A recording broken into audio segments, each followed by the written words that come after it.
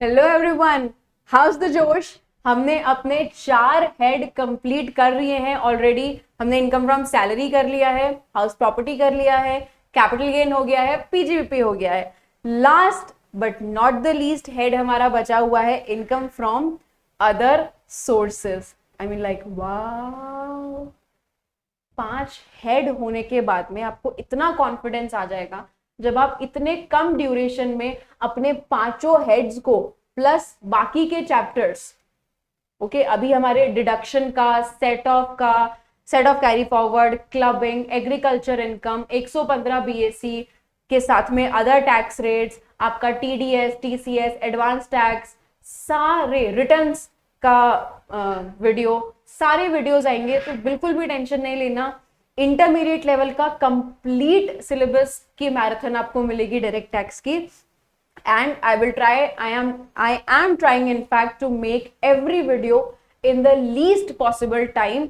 और मैं इसीलिए आपको जो एग्जाम पर्पज से मोस्ट इंपॉर्टेंट चीजें हैं वो करवा रही हूं। हम सारा तो देख ही रहे हैं, हम कंप्लीट देख रहे हैं, बट ज्यादा फोकस किस पे कर रहे हैं? जो एग्जाम में मोस्ट इंपॉर्टेंट सेक्शंस हैं वो। तो चलिए, विदाउट एनी फर्दर डिले और ज्यादा बात ना करने की बजाय, बात करने की जगह हम अदर सोर्सेज पढ़ लेते हैं। ऑलराइट, तो देखो अदर सोर्सेज एक्चुअली क्या है? ये एक रेजिडुअल हेड है, मतलब कोई सी भी इनकम जो कहीं नहीं गई प्लस वो इनकम एग्जेम्प्ट नहीं है तो वो अदर सोर्सेज हेड के अंदर जाएगी।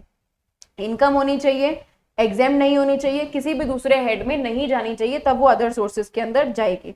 ये एक रफ आइडिया है, आप इसका स्क्रीनशॉट लेकर के रख लीजिए कि भाई ये कौन सी इनकम्स हैं जो अदर सोर्सेज हेड के अंदर जाती है। डिविडेंड की income, casual income, family pension, gift, FMV से ऊपर क्लोजली हेल्ड कंपनी यानी कि प्राइवेट कंपनी प्रीमियम से ऊपर जो भी दे रही है तो एफएमवी जाएगा। इनहैंस्ड कॉम्पेंसेशन पे interest, undisclosed income, subletting, directors fee, MP MLA का remuneration, bank deposit, examiner fee, क्योंकि आप ना पहले के हेड्स में पढ़ के आए हो, एमपीएमएलए यहाँ नहीं आता, एग्जामिनर यहाँ नहीं आता, ये सब नहीं आता, तो फिर कहाँ जाता? इधर जाता। जो कहीं नहीं जाता और एग्जेम्प्ट भी नहीं होता वो इधर आता। समझता? ओके, आगे। Rent from vacant piece of land, क्योंकि वेकेंट पीस ऑफ लैंड को हाउस प्रॉपर्टी ने तो धक्के मार करके निकाल दिया था, तो कहाँ जाएगा? अदर सोर्स में जाएगा। एग्रीकल्चर लैंड जो इंडिया के बाहर है, भारी पैसे वाले आदमी हो तुम, इंडिया के बाहर एग्रीकल्चर लैंड है। Interest on income tax refund, ठीक है। फिर टर्मिनेशन, मॉडिफिकेशन, एम्प्लॉयमेंट में अगर कुछ हुआ है, बिजनेस में हुआ है तो पीजीपी में जाएगा। ये सारी चीजें आपकी इधर आती है। ना एक एक करके सारा स्टार्ट करेंगे हम। सबसे पहले पढ़ लेते हैं इसके अंदर कैजुअल इनकम के बारे में। तो कैजुअल इनकम क्या होती है? कैजुअल इनकम बेसिकली होती है आपकी किस्मत वाली कमाई। कैजुअल इनकम के लिए 2 सेक्शन आते हैं, 115 double B and 115 BBJ. BBJ finance act 23 से ही आया है। डबल बी आपकी बात करता है lottery, crossword puzzle, horse race, card game, कोई भी अदर गेम के बारे में, बैटिंग वगैरह के बारे में, ठीक है। कितना टैक्स? 30%, सरचार्ज अगर एप्लीकेबल होगा तो, और 4% का सेस।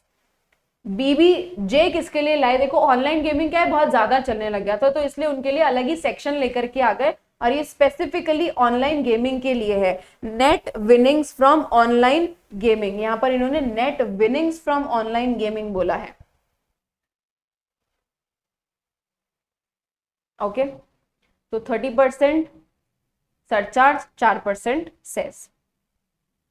नाउ कैजुअल इनकम से कोई भी और एक्सपेंडिचर नहीं अलाउड होता है। चैप्टर 6A की डिडक्शन नहीं अलाउड होती है। आप बेसिक एग्जेम्पशन लिमिट को इसमें से एडजस्ट नहीं कर सकते हो, प्लस आप इसमें से कोई भी सेट ऑफ लॉसेस नहीं कर सकते हो। नाउ ओनिंग एंड मेंटेनिंग, अगर आप हॉर्स रेस को, मतलब रेस हॉर्सेस जो होते हैं, जो घोड़े रेस में दौड़ते हैं, उनको आप मेंटेन करते हो, उनके मेंटेनेंस पे खर्चा उठाते हो, वो कैजुअल इनकम नहीं है, वो आपकी बिजनेस प्रोफेशन है, तो वो आपकी पीजीपी की इनकम में जाएगी। जॉकी जो घोड़ा दौड़ाता है तबड़क तबड़क, उसकी जो इनकम है वो उसका प्रोफेशन है, बट अगर सैलरी ले रहा है तो सैलरी हेड में जाएगा, और अगर वो as a professional as a skill ले रहा है तो वो पीजीपी हेड में जाएगा। मोटर कार रैली में जो जाता है ये भी एक प्रोफेशनल होता है, ये अपनी स्किल अपने एफर्ट से काम करता है, ये भी पीजीपी में जाता है। अच्छा, जितनी भी कैजुअल इनकम है वो पूरी ग्रॉसिंग अप होकर के आती है, यानी कि आपको जो इनकम मिलेगी ना वो नेट इनकम होती है। सपोज आपके हाथों में आपकी लॉटरी की जो इनकम है वो आई है से फॉर एग्जाम्पल 20,000 नेट, आपके हाथों में जो आता है वो नेट विनिंग्स आती है। इस पे हम लॉटरी पे टैक्स लगाते हैं 30%। इसका मतलब ये जो 20,000 है ये 70% के बराबर है, मुझे 100% के ऊपर निकालना है, वो होएगा ग्रॉस्ड अप। और ये ग्रॉस्ड अप अमाउंट आपको अपनी टोटल इनकम में इंक्लूड करना है। 10,000 तक कुछ भी टैक्स नहीं लगेगा, 10,000 के ऊपर अगर आपकी विनिंग है तो टैक्स लगेगा। ठीक है, ग्रॉसिंग अप इस तरीके से होती है। Now next, keyman insurance. Keyman insurance पे ऑलरेडी बात हो चुकी है। एम्प्लॉयर तो पीजीबीपी, एम्प्लॉय तो सैलरी, और अगर एम्प्लॉय की फैमिली तो अदर सोर्स। इनहैंस्ड कॉम्पेंसेशन पे भी ऑलरेडी बात हो गई है। इनहैंस्ड कॉम्पेंसेशन का जितना भी इंटरेस्ट है वो इंटरेस्ट आपका आईएफओएस के अंदर जाता है और उसमें से माइनस हो जाता है 50% irrespective of actual deduction. Actual expense आपको कितना भी लगा हो, एक्चुअल एक्सपेंस 50% से ज्यादा लगाओ या कम लगाओ, हम 50% आपका माइनस कर देंगे। जैसे सपोज आपको इंटरेस्ट मिला 5 लाख का, तो इसका 50% कितना हुआ, 2.5 लाख। मान लेते हैं आपका जो एक्चुअल खर्चा लगा वो आपका एक्चुअल खर्चा लगा है 1 लाख, हम आपको 2.5 लाख की डिडक्शन देंगे, ज्यादा भी दे देंगे चाहे एक्चुअल कितना ही कम क्यों ना लगाओ। ओके, एडवांस मनी फोरफिटेड 1/4/2014 के बाद का जितना भी एडवांस मनी फोरफिटेड है वो आईएफओएस के अंदर जाएगा।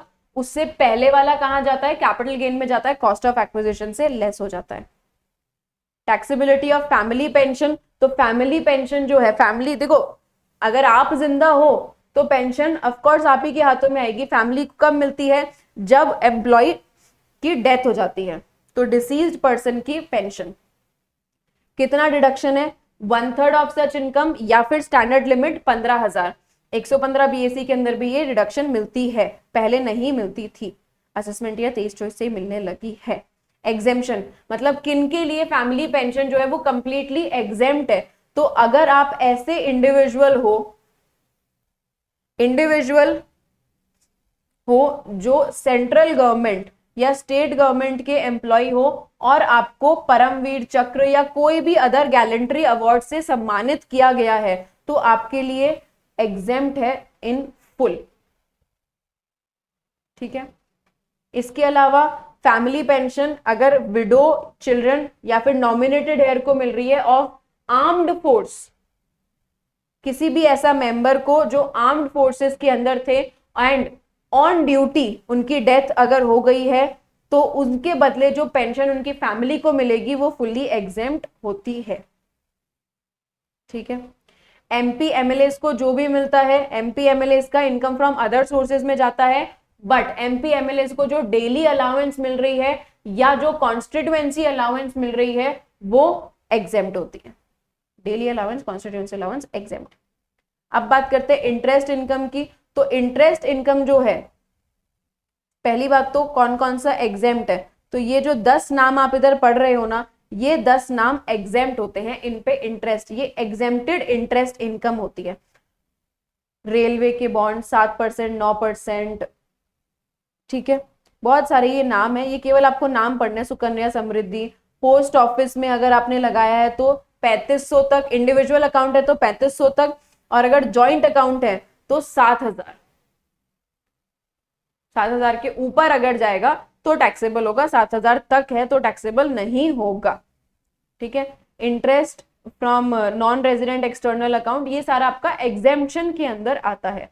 नाउ टैक्सेबल कौन सा होगा, आईएफओएस के अंदर टैक्सेबल कौन सा होता है, टैक्स सेविंग्स बॉन्ड्स, ऐसा बोलते हैं ना, टैक्स फ्री बॉन्ड्स हैं, तो एक्चुअली टैक्स फ्री बॉन्ड्स नहीं होते हैं, वो क्या होता है, टैक्स फ्री डिबेंचर, सॉरी। तो टैक्स फ्री डिबेंचर आपका क्या होता है, वो कंपनी खुद टैक्स पे कर देती है, आपके लिए टैक्स फ्री है, एक्चुअली में टैक्स फ्री नहीं है, गवर्नमेंट को उसका टैक्स मिल रहा है, कौन दे रहा है, कंपनी दे रही है। ठीक है, पोस्ट ऑफिस मंथली स्कीम में आपको जो मिल रहा है, फिर एनएससी, नेशनल सेविंग सर्टिफिकेट्स, फिर interest from FD, savings bank interest, ये सारे के सारे आपके टैक्सेबल होते हैं। टैक्सेबिलिटी जो है इंटरेस्ट की वो कैसे आती है, रिसिप्ट या फिर ड्यू, डिपेंड करता है आप कौन सा अकाउंटिंग का सिस्टम फॉलो करते हो। अगर कुछ नहीं बोला है तो ड्यू बेसिस पे आ जाती है, ठीक है। यहां पर भी वही सेम काम होगा, ग्रॉसिंग अप का कॉन्सेप्ट होता है, तो net divide by 100 minus TDS into 100, gross up होगा आपका इधर भी। डन। नाउ देखो आप इधर मैंने ऑलरेडी मेंशन कर दिया है, रेट ऑफ टीडीएस इज 10%, लेकिन in case of government securities कोई भी टीडीएस नहीं होता है। गवर्नमेंट सिक्योरिटीज के केस में टीडीएस नहीं होता है। सिक्योरिटी टैक्सेबल तो होगी, मतलब टोटल इनकम में तो आएगी, बट आप उसका ग्रॉसिंग अप वगैरह जैसा कोई काम नहीं करोगे, उस पर टीडीएस नहीं कटता है, ठीक है। 8% taxable saving bond, 7.75% government of India bonds, इन पे 10,000 के ऊपर टीडीएस कटेगा, 10,000 तक no TDS. No TDS if debenture is issued by widely held company. Widely held company कौन होती है, पब्लिक कंपनी। प्राइवेट कंपनी के केस में तो टैक्सेबल है। अगर 5,000 को एक्सीड नहीं कर रहा है तो if interest paid is not exceeding 5,000, मतलब इनके केस में 5,000 तक की एग्जेम्पशन है और इन दोनों के केस में 10,000 तक की एग्जेम्पशन है। 10,000 और 5,000 के ऊपर ही टीडीएस काटना है, टैक्सेबल है, टीडीएस नहीं काटना है, ध्यान रखना।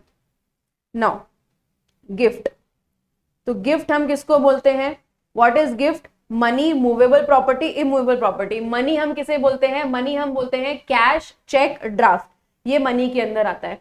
मूवेबल प्रॉपर्टी के अंदर क्या क्या आता है, shares, securities, jewellery, Boolean, archaeological collection, drawing, painting, any other work of art, मतलब जो भी मूवेबल प्रॉपर्टी आप कैपिटल असेट के तौर पे पढ़ के आए थे ना, उसी को इधर गिफ्ट की डेफिनेशन के अंदर डाला है। देखो दिमाग, चतुर्बुद्धि। Land, building, land and building,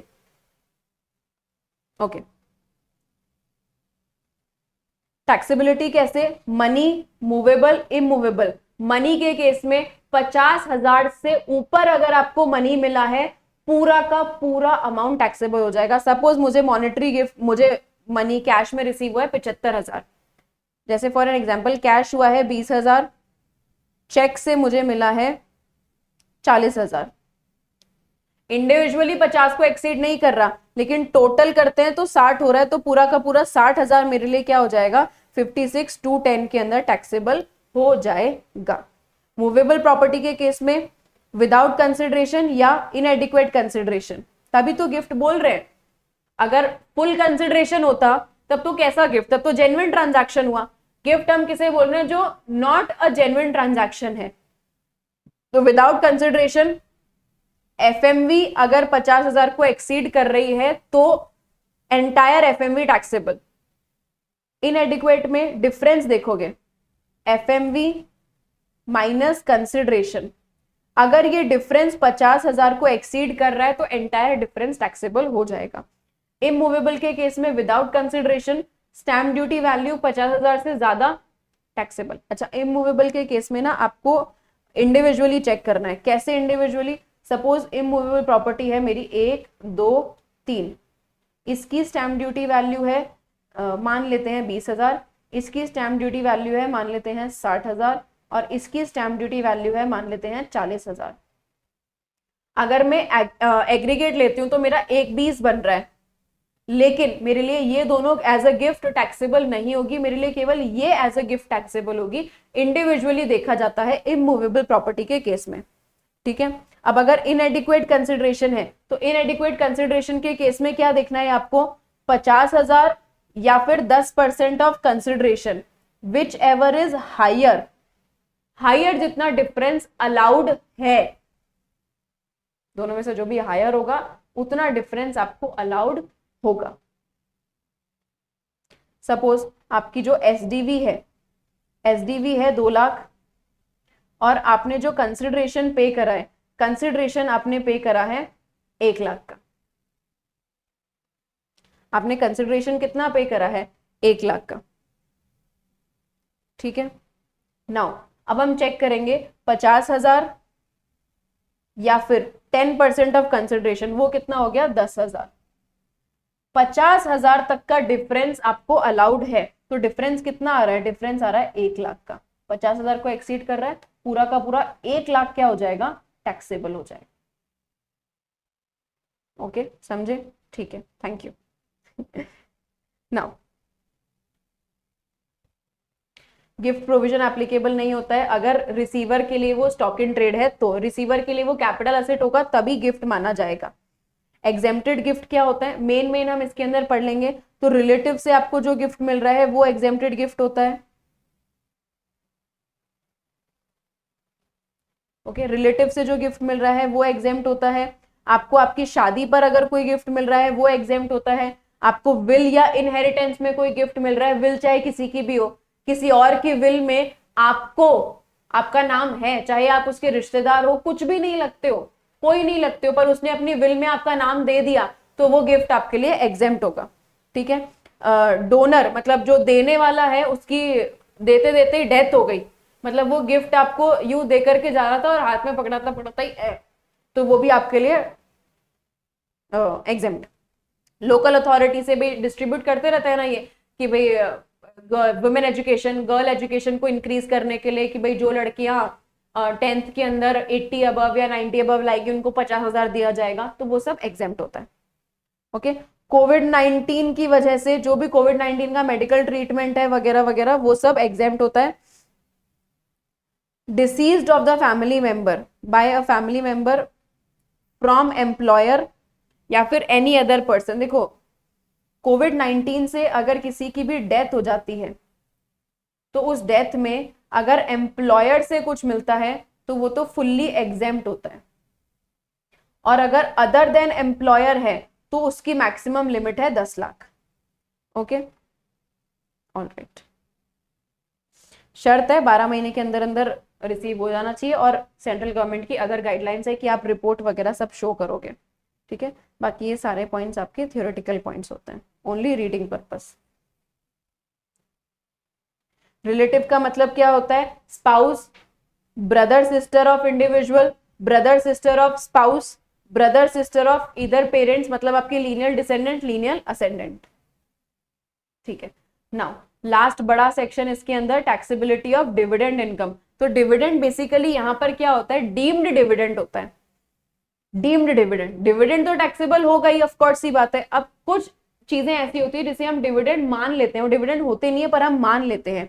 तो कोई भी डिस्ट्रीब्यूशन अगर आपने एक्यूमुलेटेड प्रॉफिट से करा है, एक्यूमुलेटेड प्रॉफिट क्या होता है, reserve and surplus. Accumulated profit capitalise हो या फिर ना हो, फर्क नहीं पड़ता है, कैपिटलाइज करा है या फिर कैपिटलाइज नहीं करा है।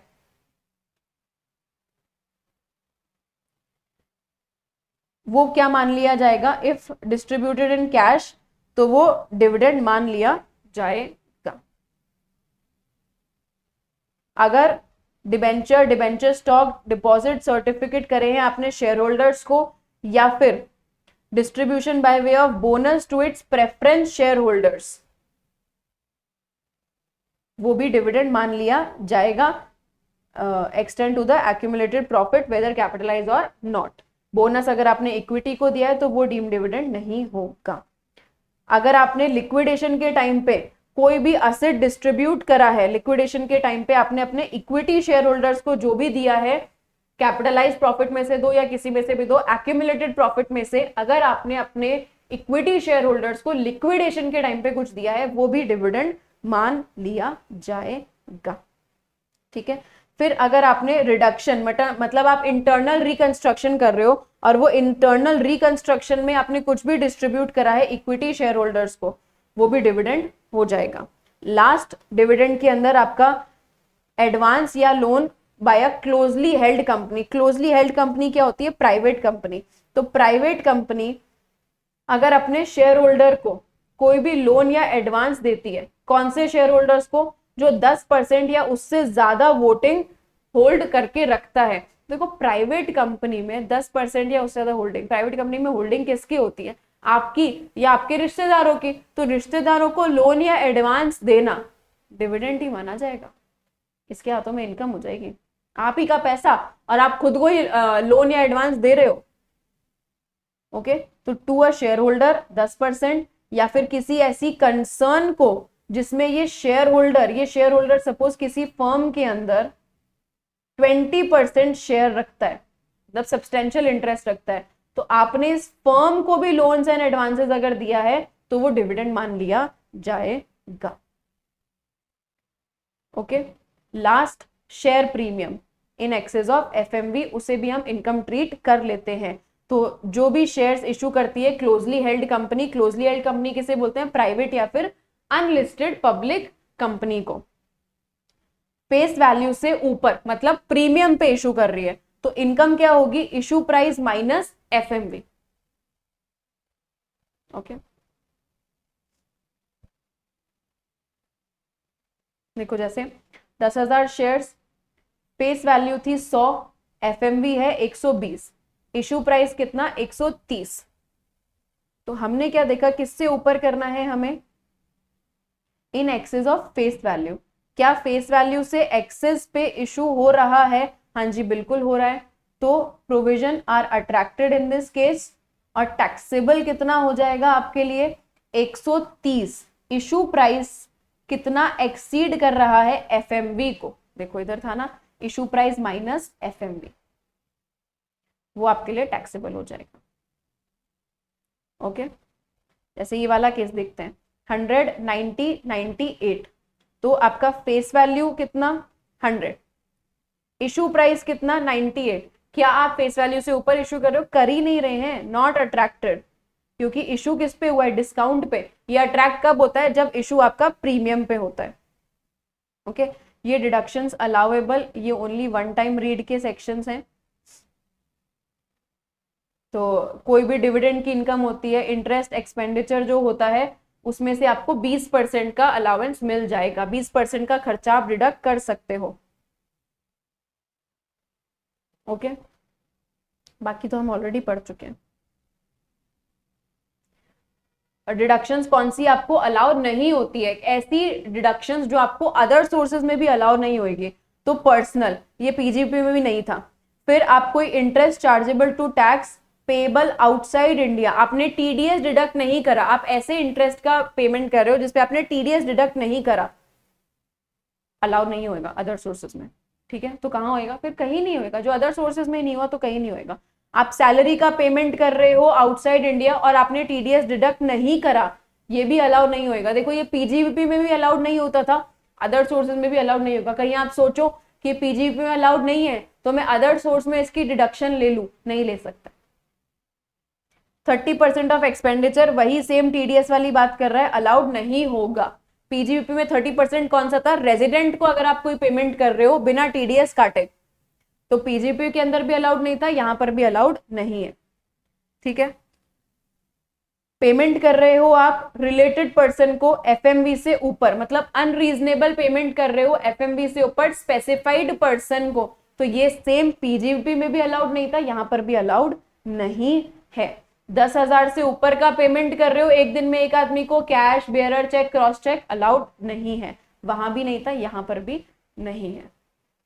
क्योंकि लोग बाग एक्चुअली सोचते हैं कि कोई इनकम इस हेड में नहीं आई है, ठीक है, तो फिर अदर सोर्सेज में लेकर के चले जाएंगे हम, नहीं होता है ऐसा।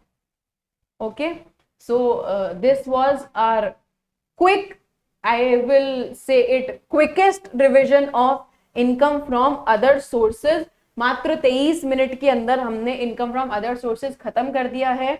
तो अब हमारे पांचों हेड हो गए हैं। ठीक है, इसे आराम से देखिए आप, मैक्सिमम 2 या 3 क्लासेस में अब आपका और डायरेक्ट टैक्स खत्म हो जाएगा, उसके बाद हम क्वेश्चंस की प्रैक्टिस करेंगे। Okay, thank you very much and all the very best to you all. My best wishes are with you all every time. Thank you.